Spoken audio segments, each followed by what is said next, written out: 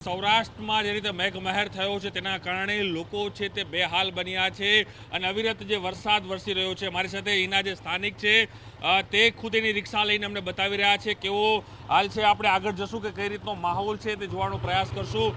જોઈ શકો છો કે કઈ રીતની સ્થિતિ છે પોરબંદર વિસ્તારની. અલગ અલગ જે વિસ્તારો છે પોરબંદરના તેના હું આપને દ્રશ્યો બતાવી રહ્યો છું.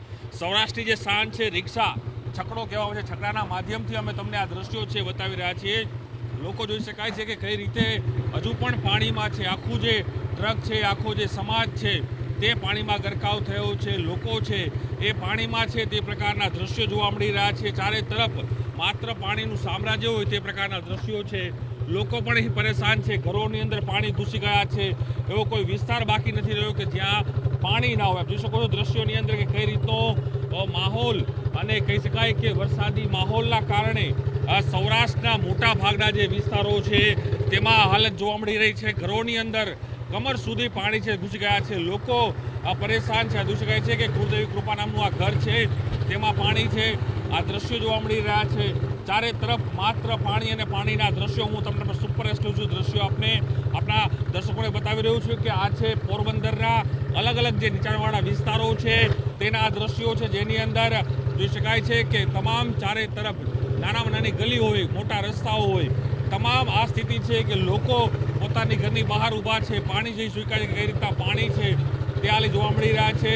અને આ એક નહીં પરંતુ પોરબંદરના અનેક એવા વિસ્તારો છે જેની સ્થિતિ આજે આ પ્રકારની છે કે જેમાં માત્ર પાણી અને પાણી જોવા મળી રહ્યું છે. જે રીતે ઓજાત અને ભાદર ડેમ ઓવરફ્લો થયો છે તેના કારણે આ સ્થિતિનું નિર્માણ થયું છે.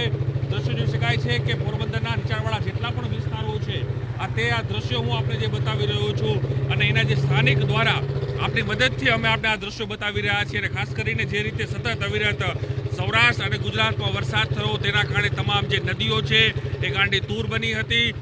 તમામ જે ડેમો છે ઓવરફ્લો થઈ ગયા છે અને તેના જ કારણે આજે આ તબાહીના દ્રશ્યો જે છે તે જોવા મળી રહ્યા છે. તમામ જે રસ્તાઓ, ગલીઓ જે જોઈ શકાય કે તમામની સ્થિતિ આ છે કે માત્ર પાણી અને પાણીનું સામ્રાજ્ય અહીં બની ગયું હોય તે પ્રકારના દ્રશ્યો જોવા મળી રહ્યા છે. અને જે ખાસ કરીને સ્થિતિનું નિર્માણ થયું છે જે કારણે જે અવિરત વરસાદ વરસી રહ્યો છે આ વિસ્તારની અંદર, એ અવિરત વરસાદના કારણે આ સ્થિતિનું હાલ નિર્માણ થયું છે. અને જે અમે દ્રશ્યો આપને બતાવી રહ્યા છીએ અમે અમારા રિસ્ક ઉપર, અને જે છકડો રિક્ષા જે કહે છે કે સૌરાષ્ટ્રની શાન છે એ છકડો રિક્ષાની અંદર બેસીને અમે આપને આખું આ પોરબંદરના જે અલગ અલગ જે નીચાણવાળા વિસ્તારો છે જેમાં પાણી ભરાયા હતા તે બતાવવાનો અમે આપને પ્રયાસ કરી રહ્યા હતા. અને હજુ પણ કહેવાય છે કે પાણી ક્યાંક ને ક્યાંક ઓસર્યા છે.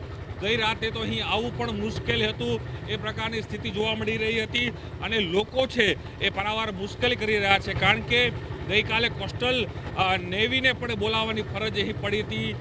જે રીતે વરસાદ થયો છે નીચાણવાળા વિસ્તારો છે, નીચાણવાળા વિસ્તારોમાં પાણી છે તે વગર વરસાદ મેઘમહેર સૌરાષ્ટ્રમાં થઈ છે, પરંતુ જે કહી શકાય કે જે ડેમો ઓવરફ્લો થયા છે, ઓજાત હોય કે પછી ભાદર છે, આ તમામ જે નદીઓ છે તે વડોદરા સ્વરૂપ તેના કારણે જે તમામ જે ખાડીઓ છે તે ઓવરફ્લો થઈ છે. ખાડી ઓવરફ્લો થવાને કારણે આ તમામ જે પાણી જે છે એ પાણી જે કહી શકાય કે પાણી જે પોરબંદરના નીચાણવાળા જે વિસ્તારો છે તમામ નીચાણવાળા વિસ્તારોમાં એ પાણી છે તે ઘૂસ્યા છે અને લોકો છે હાલ અહીં પારાવાર મુશ્કેલી છે તે કરી રહ્યા છે.